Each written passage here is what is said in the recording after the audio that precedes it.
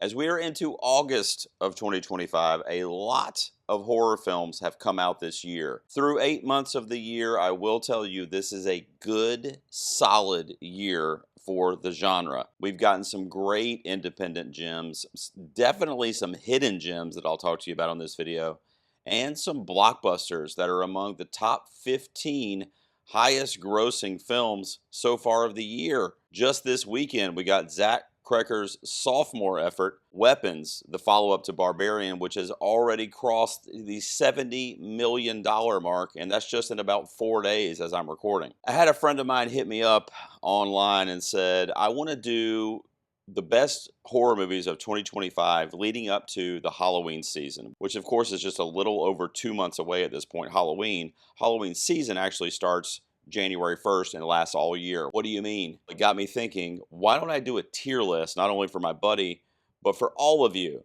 I went through my letterbox and made a note of every single horror movie I've seen so far this year, and we're going to rank them on today's tier list.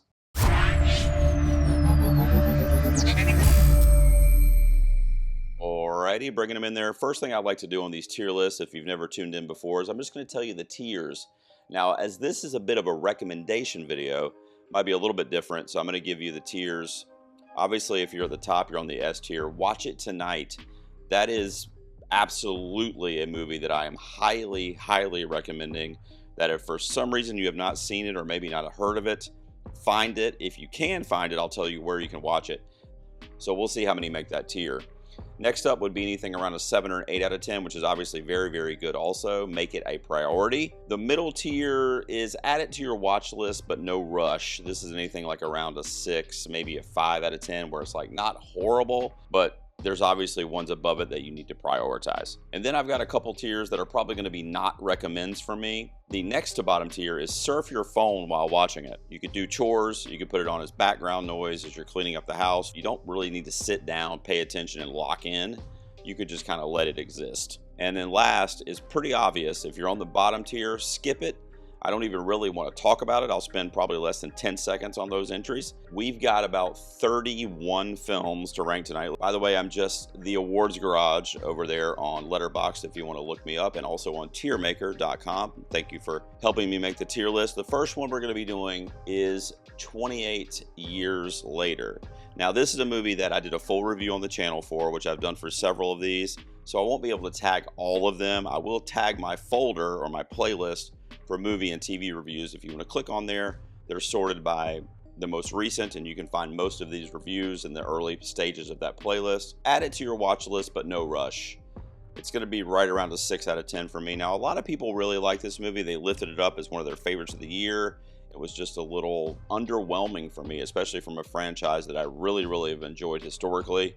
So I liked it, but you don't need to rush out to see it. Next up was a schlocky, campy, CGI heavy, and bad CGI, A Breed Apart. I'm going to put it on surf your phone while watching it. It had some hilariously bad moments and scenes and frankly acting in the movie that are almost really fun to see, even though you're going to go, wow, this is fucking horrible.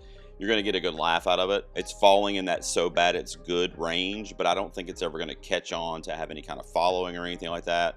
Next up is Bring Her Back. This is the most recent one, the sophomore effort from the Philippou brothers, which of course were YouTubers prior to their film career, which a lot's been made of that. And if you make a good movie, you make a good movie. I don't care if you were a FedEx delivery driver, a McDonald's employee, or a YouTuber. If you know how to make a film, then make a film. And the Philippou brothers have proven that they know how to do that. Now with the second one, after Talk to Me, and Bring Her Back is leveled up.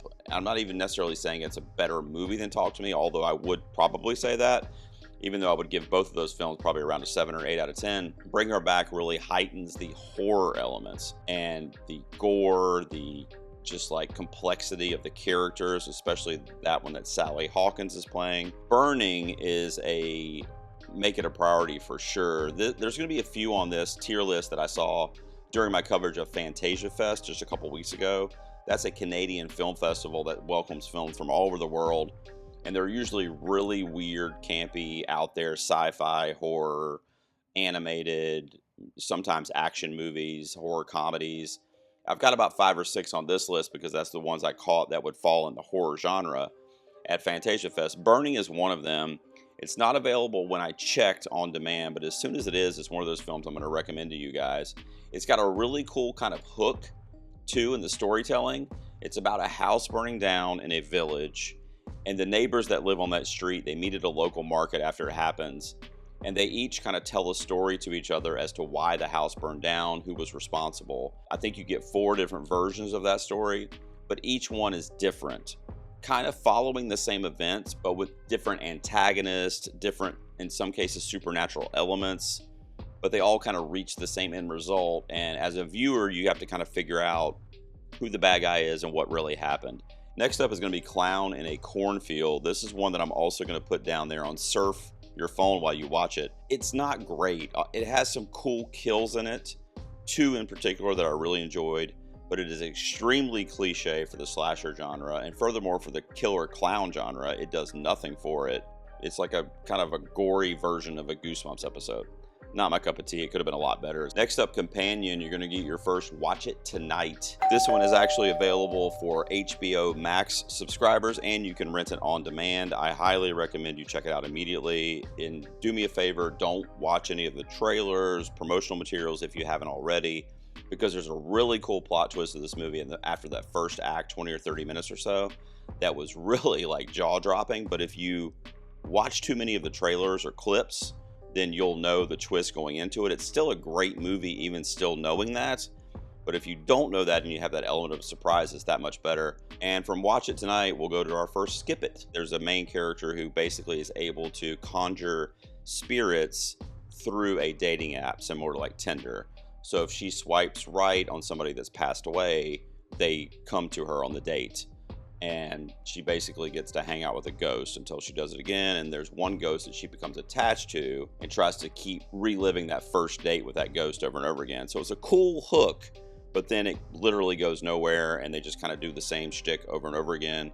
Next one up is a movie I just saw that I think is coming out in limited to release this Friday, actually, and then eventually it'll hopefully get a wide release. I think it's also been picked up by Shudder for streaming, but I don't know what's going to be on Shudder, but I actually quite liked it. I'm going to put it on Make It a Priority. It's called Descendant. The reason I think I like this so much is because when I heard the premise, which is different than the one I was just talking about, the dead thing, is that I heard it and I went, man, they've done that 1,000 times. But in this movie, it felt different, which is a very cool like filmmaking tactic, I think. You've got Benson and Moorhead as the producing duo behind this, and they did some really cool mindfuck movies in the past, like Something in the Dirt and The Endless. And it has that definite sci-fi, like kind of Twilight Zone quality to it.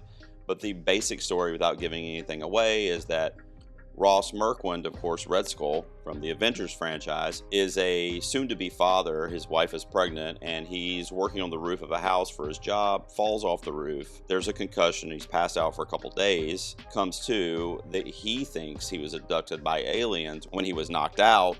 And then the movie kind of plays out from there. Was he actually abducted? Are there aliens? Did he see what he saw? What is real? What is not? So it's, again, it sounds like something you've seen before, and you have, but I really like the way it was shot, and his performance especially really brought something different to it, where it wasn't so much about the aliens or that part of the story, but it was more so about him dealing with what he was going through in his life.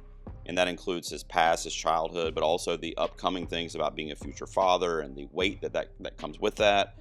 I think Drop from Christopher Landon can be one that I could pretty easily put on Make It a Priority. I thought about putting it on Watch Tonight because I fucking love this thing.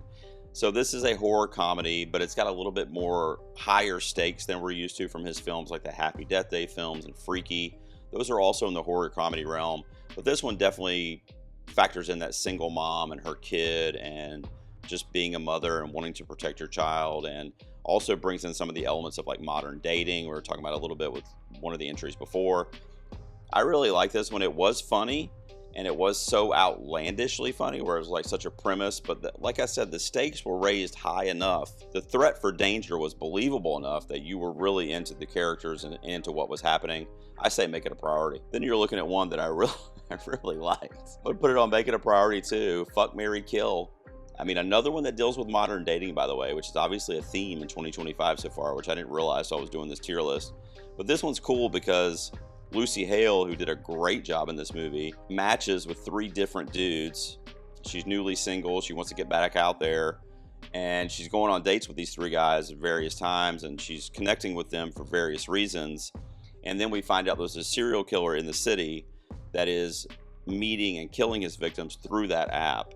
So then it becomes a bit of a game of Clue, or like a whodunit as to which one of those 3 guys is the actual killer.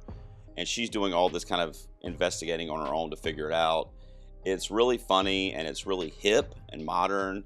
There's a really cool twist at the end too, when the reveal was made that I didn't see coming, which usually you can guess these are kind of predictable stories.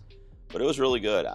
It's a movie produced by BuzzFeed. So did I expect to like it? No. We talked about Final Destination Bloodlines a second ago. I'm going to put it on, add it to your watch list, but no rush.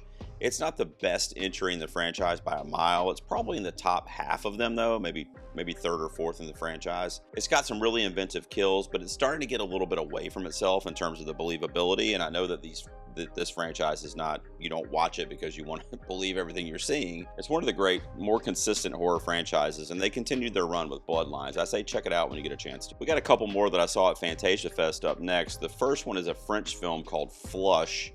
I'm going to put it on the skip it tier, unfortunately. To keep it brief, I didn't hate it, but it was so redundant. You know, people have outused this review tactic before of saying it should have been a short film or a TV show, or that's true with this. This is a movie, a 90-minute film that is about a guy who is stuck in a public restroom at a bar, nightclub, concert venue, and he gets his head stuck in the toilet. And the entire movie is from his perspective, or from that space in that bathroom stall with his head in the toilet. It wears out its welcome. It's way too, like I said, redundant. It's just the same scene over and over and over again. And it's a really cool concept that I think it had been like a 30-minute short, it would have been great. But as a movie, you're just like, okay, we fucking get it. And then you got one that did work for me. I'm going to put it on Make It a Priority, and that's going to be Foreigner, which is another one that I saw at Fantasia Fest. This is a film, a Canadian film, about an Iranian immigrant who moves to Canada. She's at high school age. I think she's in 12th grade, a senior. And when she goes to her new high school, she meets a clique that kind of take her in. The clique is very reminiscent of the crew from Mean Girls. So they take her in, and she has this need to fit in. Was very intriguing, and it was like the serious side of Mean Girls or Clueless that we never really saw because it kept it comedic and lighthearted. I'm not sure when Foreigner will be available for you to watch it, but put it on your watch list because when it does come out, you should check it out. One that I'll say you can put on your watch list, but no rush, is the latest from the Fear Street series on Netflix called Prom Queen. I didn't hate this thing. Like I didn't do a review for this one, but I saw a lot of people just hated it and they bashed it, and they would probably be putting on their last tier to skip it. Now, is it formulaic? Is it predictable? Absolutely, 1000%. But I actually like the reveal, even though the kind of commentary and exposition that we're usually given in those scenes are super cringy, and there's no difference here. They do way too much over-explaining. But had they not done the dialogue over-explaining and the actual reveal itself and who the killers end up being and what their motivation is, I thought was really cool and actually made a lot of sense. I'm going to say surf your phone while watching it when it comes to Hard Eyes. This is one that you can watch that opening sequence, the first like 5 minutes or so. That's a great opener. It's obviously borrowing from like Scream and those like really impactful opening sequences, and it does a great job at that. It was probably my favorite scene in the film, honestly, and that's kind of what hurts the rest of the movie because it never lives up to that opener. And I've been talking about the reveals in these movies, and the reveal in this one I didn't like. I thought it was really stupid. It was not earned. It didn't make any sense. It wasn't the worst thing in the world, but I don't think you need to worry about, being laser focused during it. Hell of a Summer was another one that disappointed me. This was a camp slasher that brought in modern elements of social media like TikTok and Instagram. Sounds like a cool idea because it's kind of like, almost like you're in a time capsule where you're on that 1980s campground, but then all this like modern shit that you're not used to, like cell phones and social media, are showing up in the scenes. I didn't like the tie-in there, and I think that hurts these movies sometimes because they look really cool. Some of the kills might be cool. You might like some of the jokes and the characters, but then the last act, it falls apart, or the reveal is so stupid that it just kind of ruins a lot of the rest of the movie for you. One that I did enjoy more, that I'm going to put on Make It a Priority, is Hold the Fort. Now, this is another one that I saw at Fantasia Fest, but I did read recently that this one got picked up by Shudder. It is a horror comedy. I'll just tell you the basic premise about a HOA in a really suburban neighborhood, white picket fence, the whole thing. And the HOA exists to be a bit of an army to protect the neighborhood and really the world, I guess, against this demon portal that exists in the middle of the neighborhood. And once a year, the demons try to come out of the portal. So the HOA and the neighbors and everybody that lives there have to rally to fight the demons. A lot of really kind of cheesy CGI, but almost purposefully because it fits with the theme of the movie. But there's also a lot of really cool practical effects when it comes to the creatures in the movie. And it is absolutely hilarious. Like, I was in stitches for like 2/3 of this film because it was so over the top, and they were talking about it as if it was like, who's going to be watching Real Housewives on Bravo tonight? I mean, it was like the craziest tone in this movie that made it so funny, and I'm sure that was the intent because it worked. Guys, this one's going to hurt. I'm going to put it on Skip It. The new I Know What You Did Last Summer, the requel or legacy sequel or whatever. I did a full review for this one on the channel. I'll put a tag on the video for you. Like I said, you can see my full thoughts on that review. This is the type of movie that literally the studio said, let's make some money. And they did it, and they did make money. This is another one that's in the like top 50s this year for the box office, especially with the budget. But you had these legacy characters that you almost tarnished, you know, Jennifer Love Hewitt, Freddie Prinze, even Sarah Michelle Gellar in flashbacks in the movie. That there's no point. I mean, they're literally there just to almost be narrators for something that they helped create back in the 90s. You know, sans one character has a bit more of a pivotal role, but I also didn't like how that was incorporated, and I don't want to give anything away since it's a new film. But if you like the original, or even the original couple, which I do, the first two, you're not going to like this, I don't think, because it's a bit of a slap in the face, to be honest with you.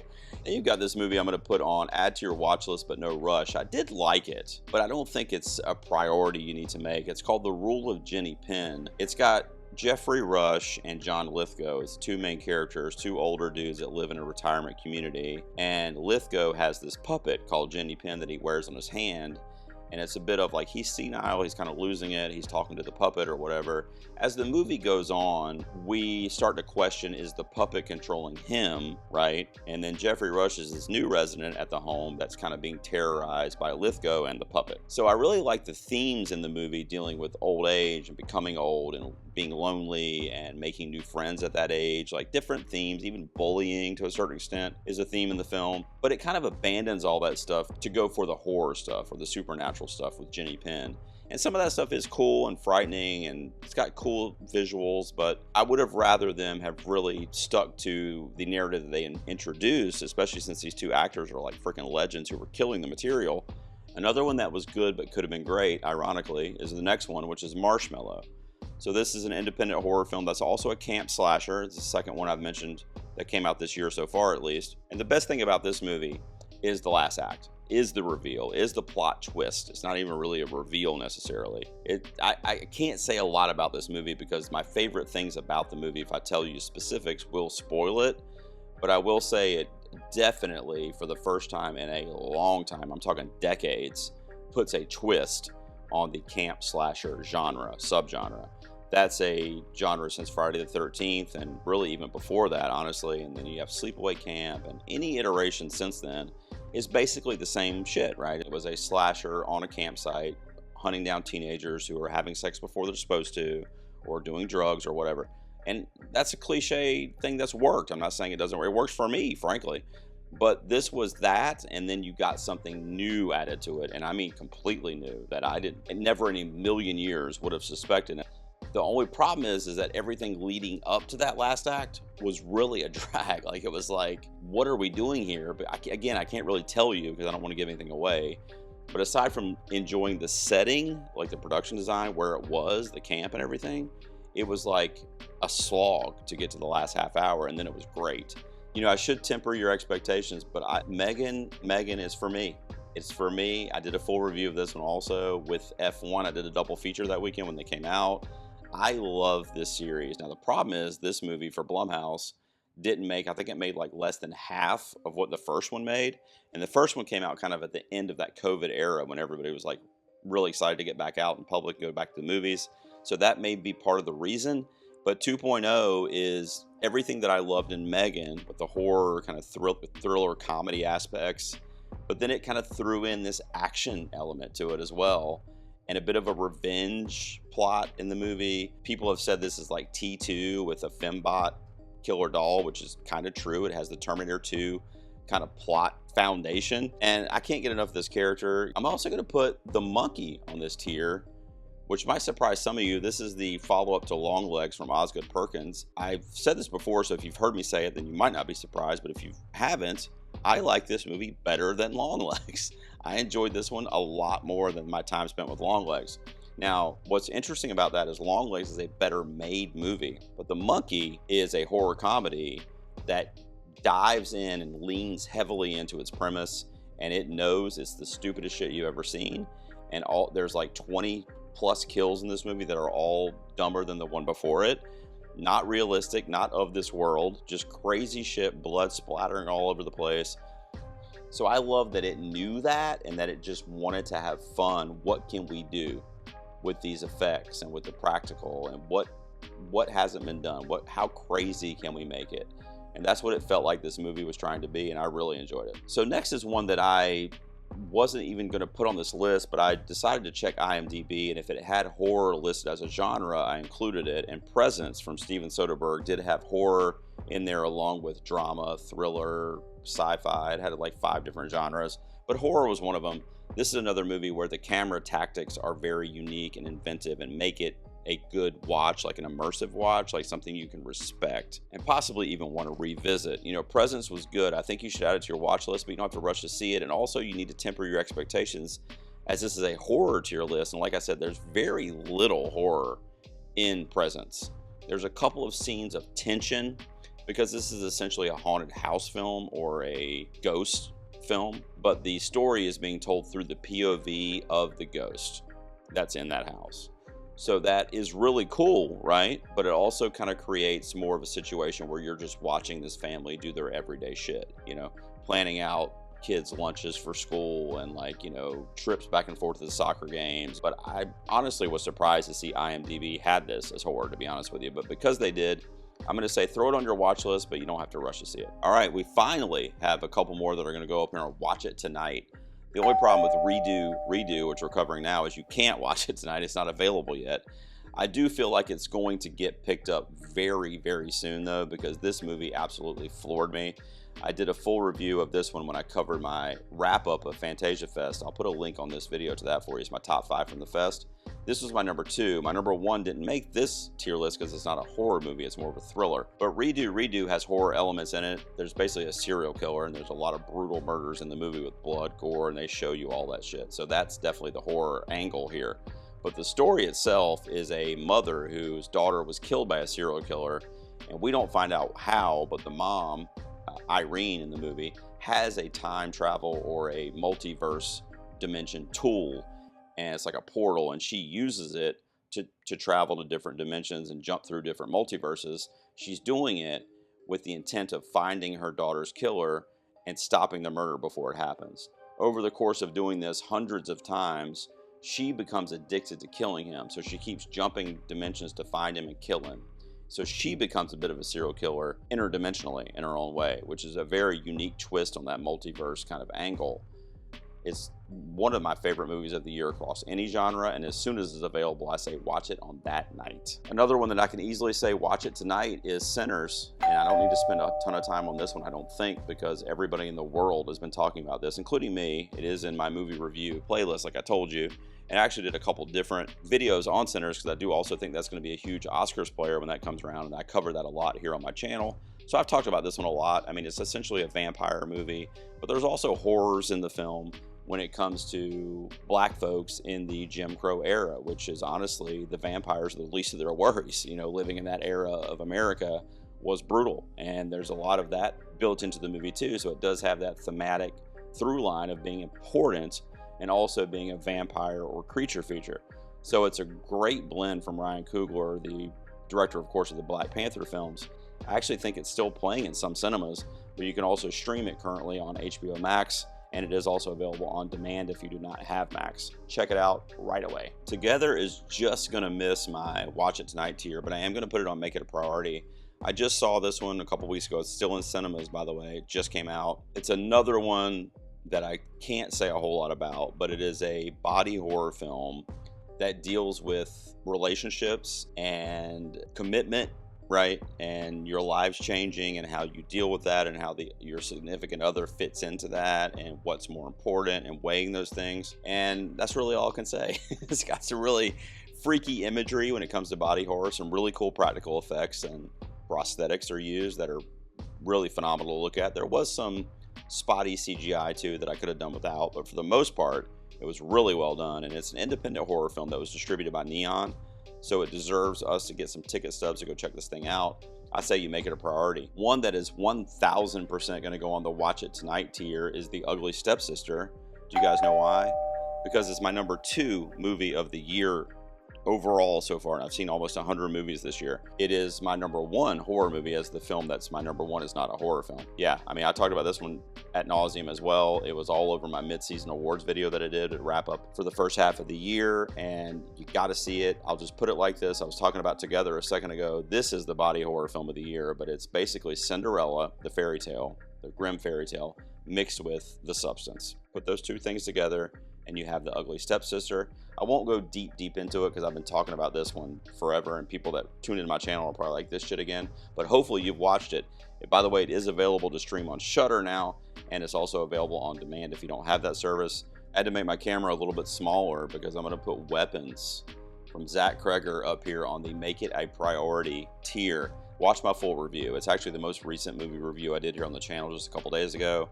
It is definitely a movie that you should see as soon as you can, but I can't say watch it tonight because the ending left me a little unfulfilled, even though the movie, 75% of the movie was top tier stellar. So it was just a weird way to walk out of the theater. But one thing I'll say for sure is that Zach Kreger, the filmmaker, this and Barbarian, has proven to me when he tells a story, he's going to tell it in a very unique and immersive way, and you're going to be locked in on the way he's giving you the information. Check it out as soon as you can. It's playing in theaters and making a shit ton of money. As I said, one of the reasons that inspired this tier list is it made $70 million in its opening weekend, which for horror is a huge success. Wolfman is going to go on. You can surf your phone while watching it. This was the Lee Winnell kind of remake of the old Universal classic monster movie. And speaking of filmmakers that I respect and trust like Zach Kreger, I thought this was going to be so much better coming off The Invisible Man that Lee Winnell also did. And this was just much more of a rehashing of the actual Wolfman, but then they left out some of those elements that would make it a true like remake. So it's not the worst thing in the world, but it's nothing you need to really pay attention to be honest with you. And then the last one we're going to be talking about is Woman in the Yard from Blumhouse, and I'm putting it on add to watch list, but no rush. This is another movie that's actually similar to Weapons in the sense that it will spark conversation, especially the ending, which also a lot can be said for Weapons in that regard too. But you'll be kind of talking about what you saw, what happened, but then you'll hear somebody else saw something else or think something else happened. And that's really, really fascinating to me when that happens, when a filmmaker does that, because it makes you wonder, did the filmmaker think one thing, make the movie, and then everybody else sees something different? Or did he purposefully make it ambiguous so that we just see whatever we want to see? And the way that plays out in Woman in the Yard versus a movie like Weapons is you feel much more solidified in what you think you saw or the end result was in Woman in the Yard, and then other people's takes might make you question that. Whereas in Weapons, you don't really know. You're like, tell me what happened.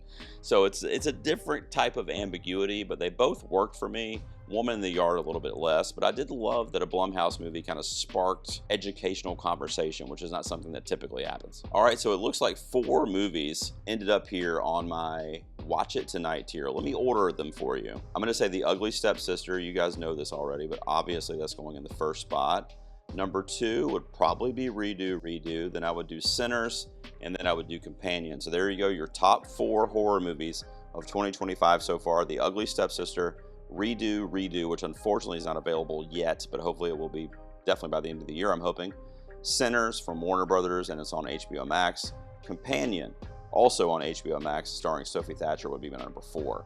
There you go, guys. That was my wrap-up of what I've seen so far in the genre of horror for 2025, and I try to give you a little tier list there so you know what to check out before Halloween, as the spooky season is right around the corner. I want to know down below, what did you think of this tier list? What did I mess up? Rank too high, rank too low? Or better yet, to help me out, what's a horror movie that I did not mention that you've seen that you would recommend let me and everybody else know down in the comments. Don't forget to subscribe, and just so you know, I do have channel memberships open. If you want to read more about that and see all the perks, all you have to do is click join below, watch a little video, and then throw me a couple bucks for my next beer. I will see you guys out here next time in the garage.